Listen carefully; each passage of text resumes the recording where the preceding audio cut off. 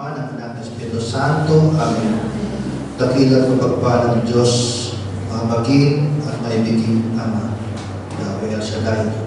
Maraming salamat sa isang pribilehiyo na ikay aming mapapulihan, maparangalan sa araw nito. Lord, wala kaming hinihiling sa buhay na ito, Panginoon, kundi makasama ka at magkaroon kami ng buhay na ganap at kasiyasiya. Kaya naman, Panginoon, aming isinusuko ang aming mga puso at isip, O Lord, upang sa gayon magkaroon ng kalinisan. Patawarin mo kami sa mga nagagawa namin kasalanan at patuloy namin isinusuko sa iyo ang aming buhay. Nawa, Lord, sa bawat panalangin itataas namin, tugunin mo, Panginoon, dahil naniniwala kami nandito ka kasama namin sa oras nito. At hindi mo kami bibiguin, Panginoon, dahil mahal na mahal mo kami. At patuloy ka namin papupurihan, paparangalan. At ang lahat na makikinig ng mabuting balita sa araw nito ay uuwing tagumpay. Sa pangalan ni Kristo Jesus na aming Panginoon. Amen. Amen. At naman, ang Espiritu Santo.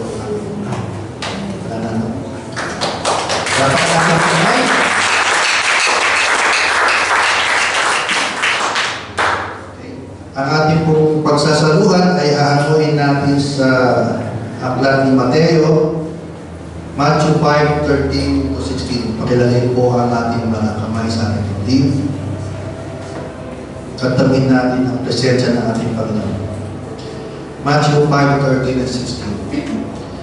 You are the salt of the earth, but if the salt loses its saltiness, how can it be made salty again? It is no longer good for anything except to be thrown out and trampled underfoot. You are the light of the world. A town built on a hill cannot be hidden. Neither do people light a lamp and put it under a bowl. Instead, they put it on a stand, and it gives light to everyone in the house. In the same way, let your light shine before others, that they may see your good deeds and glorify your Father in heaven. Purihin natin ang Panginoon. Sa Tagalog po, kayo ang asin ng sangkatauhan. Ngunit kung ang asin ay mawala ng alat, paano pa ito mapapaalat muli? Hindi ba wala na itong kabuluhan, kundi ang itapon at tapangan ng mga tao? Kaya kayo ang ilaw ng sanlibutan. Ang isang lungsod na nakatayo sa ibabaw ng puron ay hindi maitatago. Walang taong nagsisindi ng ilaw at pagkatapos ay nilalagay iyon sa ilalim ng banga. Sa halip, inilalagay iyon sa talagang patungan upang matanglawan ang lahat ng nasa bahay.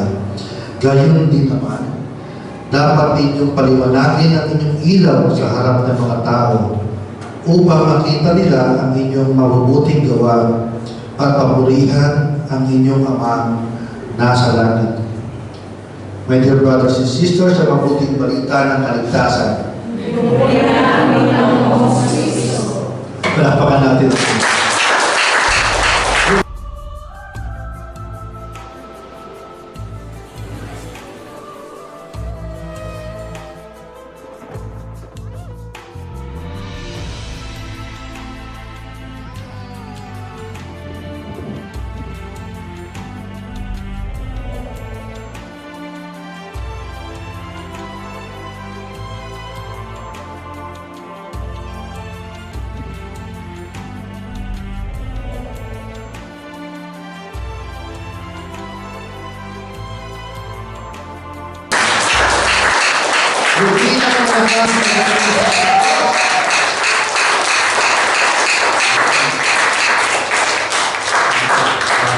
Magsimula po tayo. Mag-enjoy po natin. Kumusta po ang ating ilang araw sa trabaho? Ang ating pong pagsasaluhan ngayon ay binasa natin sa kayo ang asin, the salt and the light. So, pag narinig natin ng soul, parang ito yung mission, no? Ito yung ating mission. Now, this week, ang ating church are celebrating the World Mission Sunday. So this coming Sunday is World Mission Sunday. So pag sinabing World Mission Sunday, we are encouraged to share the gospel and help the poor. Yun yung vision ng ating Santo Papa na si St. Pope Francis, late Pope Francis. So, vision. The other night, kami po ng aking wife ay merong nag-banding. Nag-banding kami. Punta kami ng gabi nag-take kami sa may Sheraton. Sosyado. Hindi naman sa loob ng Sheraton sa labas. Meron doon kasi yung tabuhan, no? May dala kami mangko, tsaka kape, at tsaka pandesal. Then nandun kami nakaupo. Hindi naman by the beach. Malayo. Ang harapan namin ay kalsada. So sinadya kong doon sa kalsada, and nakikita namin mga dumadaan, mga building. Tapos nag-uusap kami. And then, sabi ko sa kanya, alam mo ba, nung nasisimula ako dito, no? Lahat ng building na yan, napasok ko na. Totoo po yun. Lahat ng building doon, napasok ko na sa kakabigyan ng CV. So, sa isang building, kung sisimula ako sa 20 o 13th floor, pababa. So, sa isang linggo, nakaka-100 CV ako. And thank God, may isa man sa building na yun, pero tumanggaw sa akin. No? Ayun. So, inaalala namin yung mga nakaraan, yung mga masaya, paano pa tayo nakasurvive sa Qatar, no?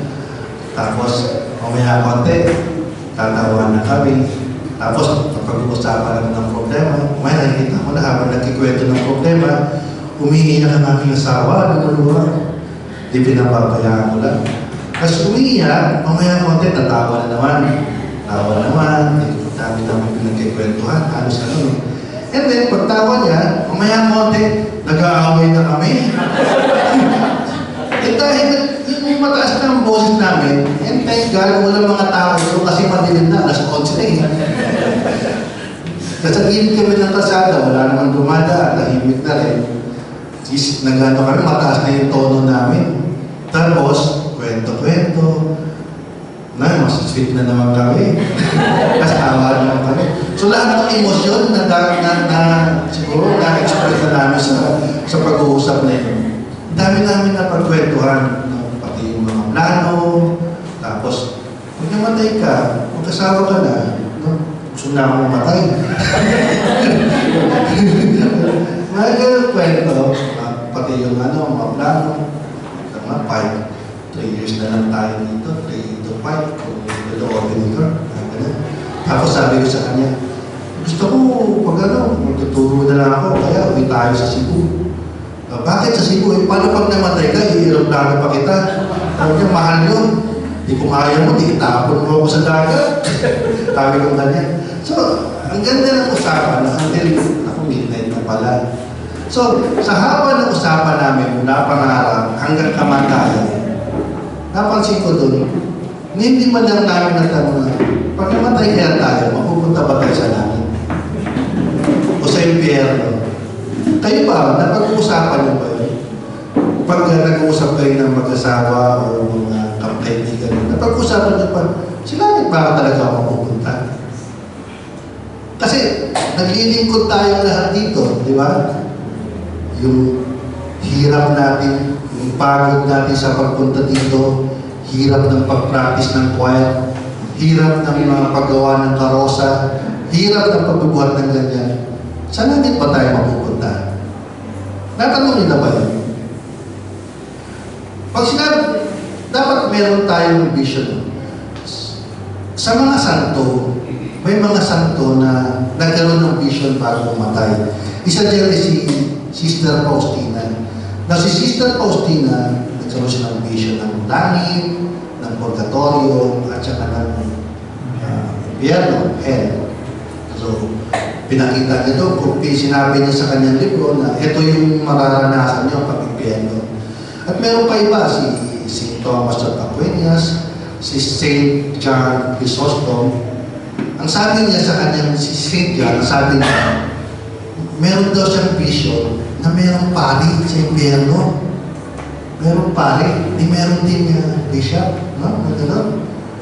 So kung sila, itong mga naglilingkod, nagtataas ng hostia, nag-aayag ng magandang balita, nakita niya sa impyerno, paano pa ako? Di ba? Siguro, nag-aayag ako dito, hindi ko alam kung pupunta ako ng impyerno. Di ba? Kayo, di ba kumbaga, nagpapagod tayo, nagpupursige tayo na makapaglingkod, magpuri. Ano ang pinangahawakan natin na tayo makakarating doon sa langit? Amen? Now, ang ating church, ang ating sa Bible, kung ang minimum requirement para makapunta sa langit is obedience. Obedience to what? Obedience in the law of God, yung 10 Commandments. Now, these 10 Commandments, sinamarize din ng ating Panginoong Jesus, di ba? Ang sabi niya, ito na lang, you shall love your God with all your heart, with all your mind, with also your soul, with all your strength, and you have to love your neighbor as yourself. So, dalawa. Ngayon ang tanong, paano ko gagawin yun? Kasi pag sinabing love, di ba? Parang kapitbahay namin, no? Sabi ng Diyos, magmahalin ko ang kapwa o kaya ang dami ng girlfriend. Mahalin daw ang kapwa eh. So yung pagkakaunawa natin ngayon, masyadong low. No? Ngayon, ang ating simbahan, mayroong tatlong obligation derived from that commandment. Ang una is worship God. Second is preach the gospel. And ang pangatlo is serve the poor. So, yung tatlong yan ay nakatukoy doon sa dalawang commandment. Now, pag sinabing worship God, meron tayong obligation Sunday. So, this is obligation. Kaya nga siya obligation, inuobliga tayo na magsimba. No? And tayo rin ay kailangan manalangin. No? Yun yung obligasyon natin. Yun yung worship. Yung ginagawa natin dito, pagsamba, tama yun. That is worship. Now, bakit ba tayo nag-worship? Bakit ba tayo nananalangin? Bakit ba tayo nagsisimba? To be able to know the will of God. Para magawa natin kung ano yung kalooban ng Diyos para sa atin. Amen? Amen. Puri natin ang Panginoon. Now, yung pangalawa, yung preach the gospel. Pag sinabing preach the gospel, isa lang ang meaning ng preaching. Ibig sabihin nun, repentance. No, wala na iba. Kapag tayo nakikinig ng preaching dahil tayo kailangan ng repentance.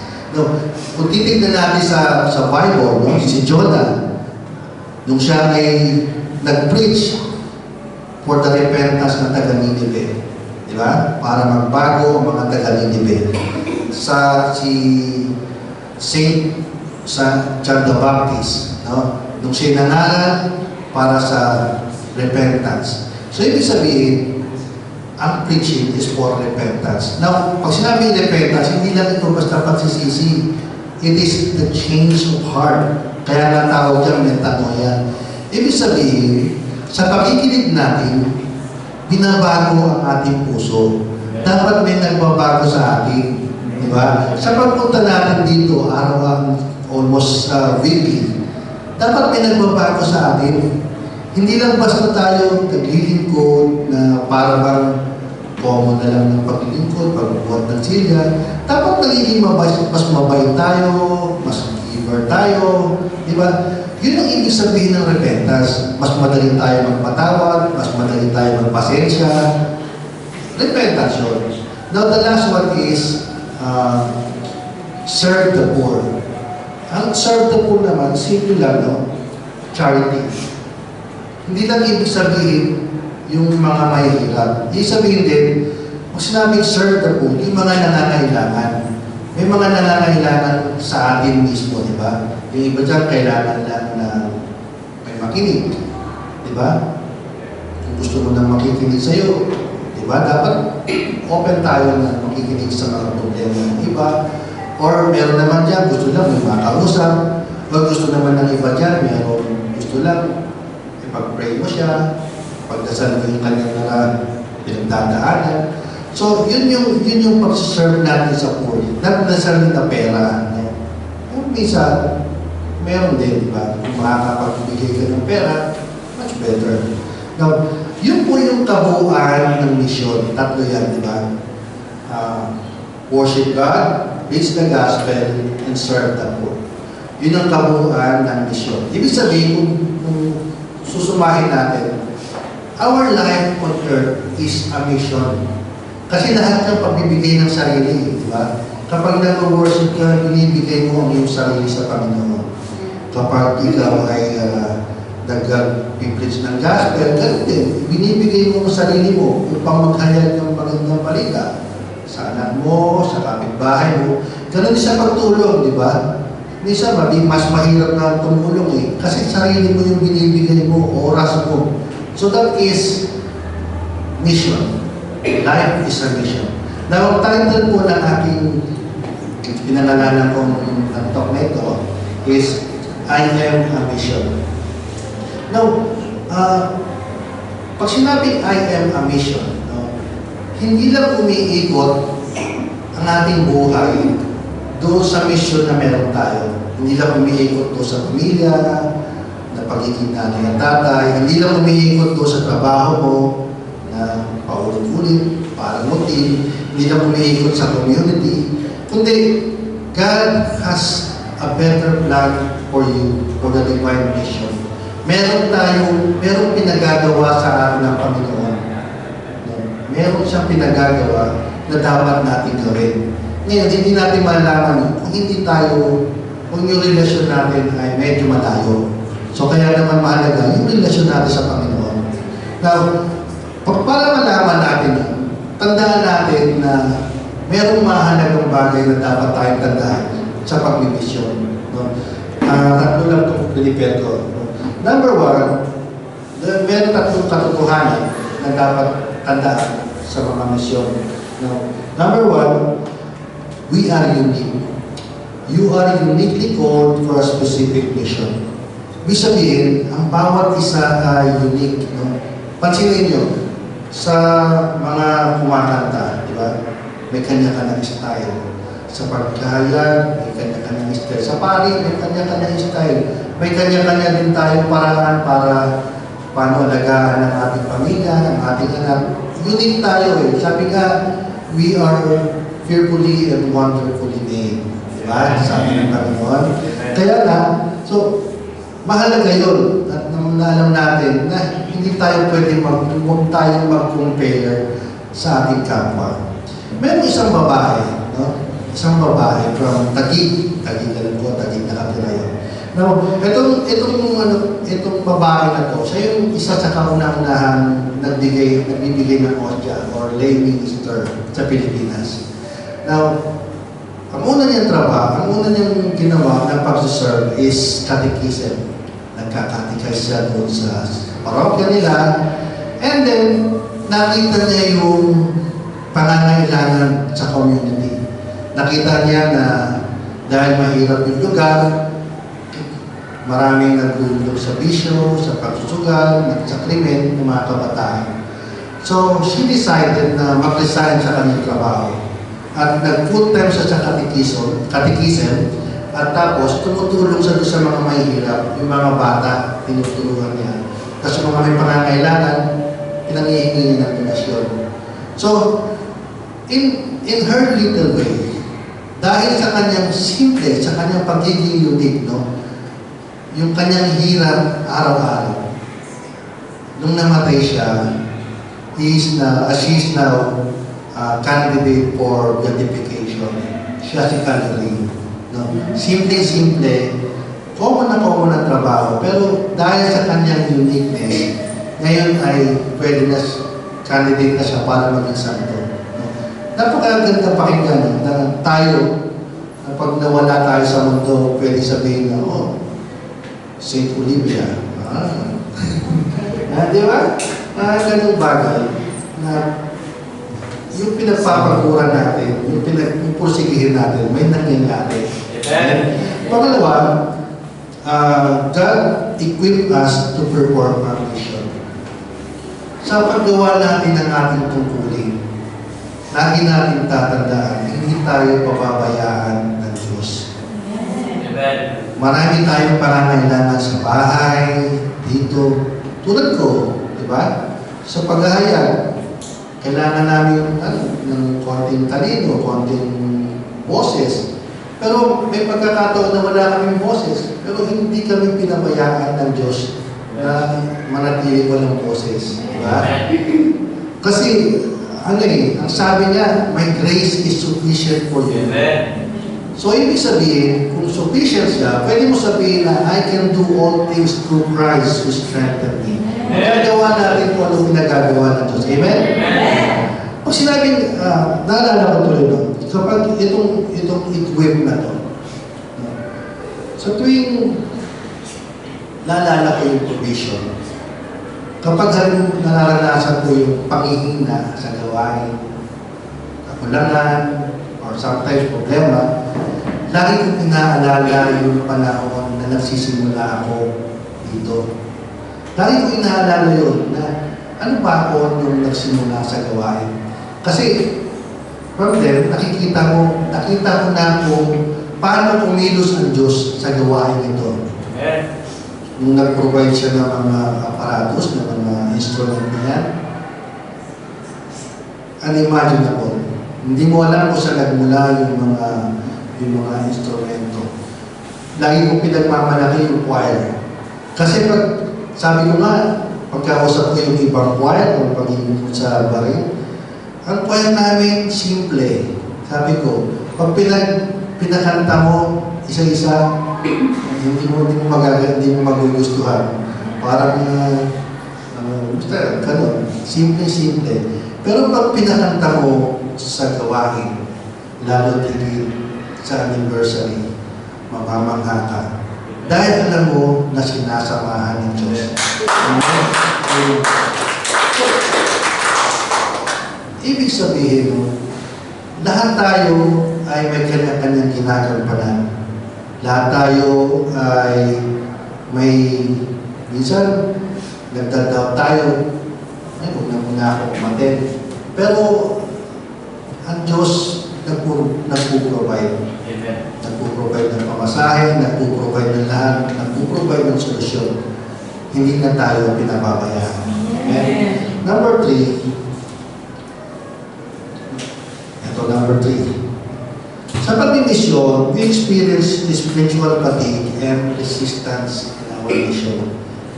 Napapagod naman talaga tayo, totoo yun, di ba? Minsan nga, ayaw na natin gawin yung trabaho natin. Sino ba dito hindi napapagod? Totoo lang, di ba? Minsan ayaw na natin umaten, di ba? So, minsan talaga, totoo yun, talagang napapagod tayo. Pero ang sabi niya sa Isaiah, do not fear, for I am with you. Do not be dismayed, for I am your God. Amen. Huwag tayong matakot, huwag tayong panghinaan ng loob. Ang sample natin dyan is si Jonah. Di ba? Si Jonah, inutusan ng Diyos para mangaral sa Ninive. Pero anong nangyari? Ayaw niyang mangaral sa Ninive. Bakit? Kasi kaaway ng mga Hudyo ang taga Ninive. Dahil kaaway, siyempre, pag pinuntahan na yun, yung mga kasama ng mga kababayan niyang Hudyo, pwede i-persecute siya. Pero ang utos ng Diyos, puntahan mo ang taga Ninive. Ang ginawa niya, tumakas siya. Di ba? Tumakas siya. And then may joke pa nga dyan eh. Sino ba? Yung negra. Ang sabi ng negra, di ba? Yung hinihingi ng teacher, ang binigyan ng malaking animals. Sabi niya, fish. Anong klaseng fish? Fish that eat Uncle Jonah. Ano yan? Sa Facebook.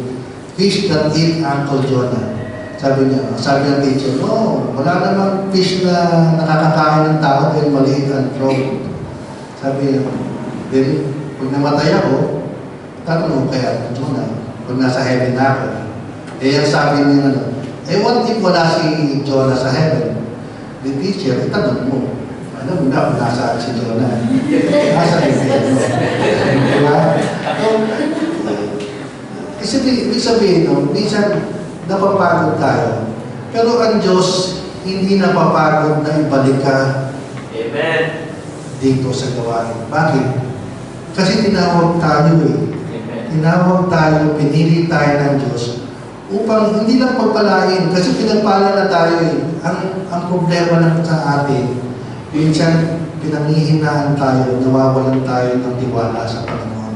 Pero kung totoo lang, the moment na tinawag ka ng Diyos dito, pinagpala ka na. Amen. Gagawin na lang natin sa ating natin yung pagpapala. Amen? Puri na Panginoon. So, yung mission, kaya nga, yan ay tungkol sa mission. Pag sinabing mission, hindi yung title. It is a privilege. Lagi ako sa privilege. Ibig sabihin, kung may anak ka, being a mother is a privilege. Being a father is a privilege. Kung tayo ay naglilingkod dito bilang choir, privilege yan. Dahil hindi lahat ng tao pwedeng pakantayin yan. Or kung ikaw ay leader, privilege mo yan. So wala tayong dapat ipagmalaki dahil yan ay ipinagkatiwala lang sa atin ng Panginoon. Amen? Amen. Amen. Pati nga pag-worship, is a privilege. Bakit? Kasi what if wala na tayong buhay, makakapag-worship ka ba ba? Amen. Preaching, is a privilege. Hindi naman ako makakatayo dito sa sarili kong kakayahan o kagustuhan lang. It's my privilege. Di ba? And even yung pagbibigay sa kapwa natin, privilege. Kasi, di ba, sabi nga, mas mabuti pa yung magbigay kaysa ikaw yung maghihingi. Di ba? Kung mas mabuti pa yung ikaw yung nag-a-advise kaysa ikaw yung confused na nangihingi ka ng wisdom ng iba. Kaya, privilege ang pagtulong. Amen. Kaya dapat maging bukas palad tayo para sa pagbibigay. Amen? Amen. Yun ang Panginoon. Kaya na po tayo. Ayan. Oras na. Okay. Sa pagkatapos po, naalala ko po, sabi natin kanina, minsan pinanghihinaan tayo. Diba? Pinanghihinaan tayo, napapagod din tayo. Naalala ko po, one time in my life, sa gawain ito, na-disappointed po ako. Na-disappoint ako. I feel na parang, it's a community, pero parang hindi lahat concerned sa'yo. No? One time, it's 2015 or 16, council pa ako. I think share ko na rin. And then, ako yung coordinator ng December, January. And then, dahil na-assign ang Santo Niño, yung Santo Niño sa El Shaddai, so, anong nangyari? Tayo dapat ang gumawa. Pero beforehand, yung mga council that time is meron ng plano umuwi, na leader. So, ang nangyari nun, yung parish priest natin is, sabi, dapat zero lang yung budget, zero budget.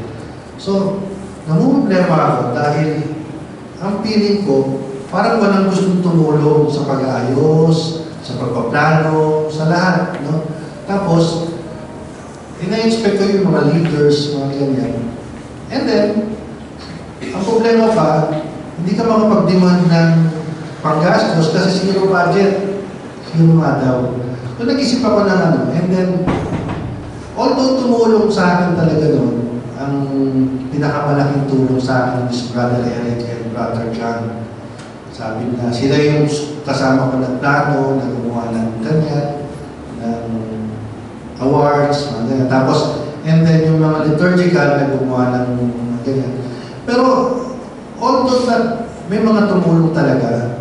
Pero ewan ko, yung feeling ko noon na parang ang hirap-hirap ng ganito, leader ka, pero parang yung kapwa mo leader, hindi ka sinusuportahan. Yan talagang hindi ako sa Panginoon. Sabi ko, ba't gano'n? Pero alam niyo po, gusto ko na mag-resign nun eh, yung time na yun. Pero, naalala ko, nung lumipas ang panahon, and then nagkaroon ng anniversary. Pag anniversary talaga, pinapaalala sa akin ng Panginoon, yung paano ako nagsimula sa gawain. Doon pinapaalala sa akin ng Panginoon, ano naman narating mo ngayon? Ano ba? Entitled ka ba doon sa ginawa mo dahil gumawa ka na? Yan pinapaalala sa akin, you are privileged. And so hindi, instead na gusto kong mag-resign, pero alam niyo po, yun yung naging motivation ko na hindi, maglilingkod ako kahit na paano. So, binabalik tayo ng Panginoon sa gawain. Sa panahong panghihina natin, sa panahon na parang walang-wala tayo, hindi natin maisip kung tama, pero ang Diyos nandiyan lang. Amen? Muli ng Panginoon. Sabi nga na, He will wipe away tears, diba? Our tears. Ibig sabihin, may pagluha. May mga kahirapan tayo mararanasan sa ating paglilingkod. Sabi nga niya, di ba? Ang Diyos nagbibigay, but He never promised an easy life. But He said, cast your burdens upon me, those who are heavily laden. Come to me, all of you who are tired of carrying heavy loads. For the yoke I will give you is easy, and my burden is light. Come to me, and I will give you rest. Taas natin yung mga kamay. Dakilang Diyos, Yahweh El Shaddai, maraming salamat po sa pagpapaunawa sa amin na kayo ang aming Diyos, na kahit minsan hindi mo kami binababayaan. Tinawag mo kami for a certain mission, for a specific mission, O Lord. But then minsan naguguluhan kami. May mga pagkakataon, pinanghihinaan kami. May mga pagkakataon, Panginoon, na yung mga problema namin ay hadlang para sa pagtupad ng aming mga problema. But we never fail to alam sa amin ang iyong pagmamahal. Na patuloy mo kami ipiprovide ang lahat ng aming mga pangangailangan. Na sa oras na aming panghihinaan, palalakasin mo kami. At sa kakulangan ng aming mga pangarap sa buhay, sa aming pamilya, ikaw lang ang aming panghahawakan. Kaya naman maraming salamat sa iyo ang papuring parangal at pagdakila sa pangalan ni Kristo Jesus. Amen. Puri ng Panginoon.